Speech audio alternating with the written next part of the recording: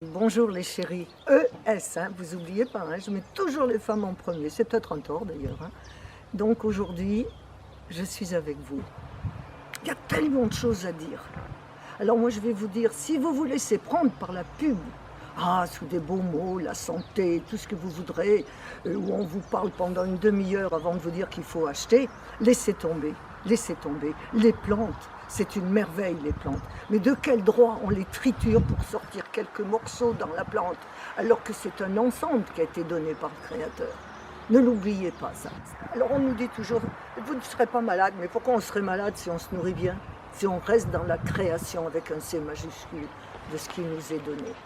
Et alors je voudrais vous dire que quand vous entendez des plantes, on vous parle de plantes, mais c'est surtout pour vendre des compléments alimentaires. Le Créateur n'a pas prévu les compléments alimentaires. On a choisi de venir dans les arbres et derrière il y a les voitures et je m'en fous. On est dans cette réalité de la vie, vous comprenez? Vous croyez que je vais boire de l'eau du robinet? Vous croyez que je vais laver mes dents avec ça? Il n'en est pas question.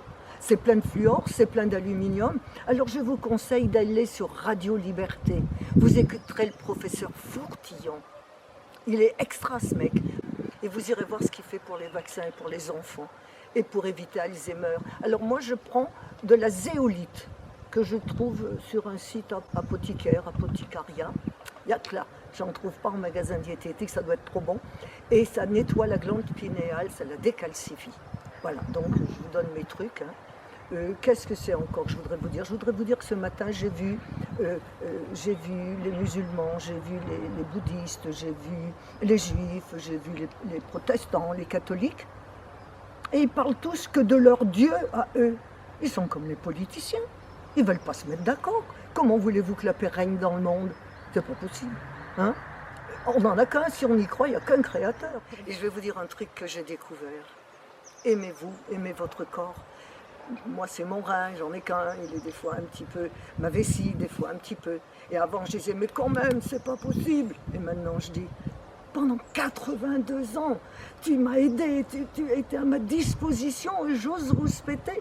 Alors je la remercie, ma vessie, je remercie mon rein, je remercie mon cœur, je remercie tout. Vous comprenez la différence? C'est chouette. Hein? Et je voudrais vous dire aussi que la vie est un perpétuel changement. L'ami me dit, oh mais t'as pas pris plus de rides? Tu parles. Mais je suis restée quand même toute mince, parce que je me nourris bien, parce que je le respecte ce corps. Alors on tue les animaux. Vous vous rappelez la phrase de Tolstoï? Tant que l'homme tuera l'animal, il tuera l'homme. Vous allez dire, mais la Nicole, elle a un manteau en laine. Eh bien la Nicole, elle a un manteau en laine. C'est ma sœur qui me l'a donné après l'incendie du chalet dans lequel je vivais en meublé. Et ça m'a ouvert l'esprit, ça m'a ouvert le cœur.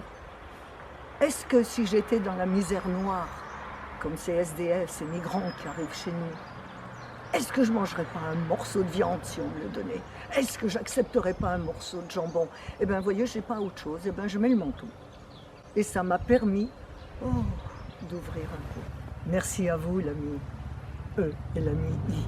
Vous me donnez l'occasion d'aimer, c'est extraordinaire. Alors,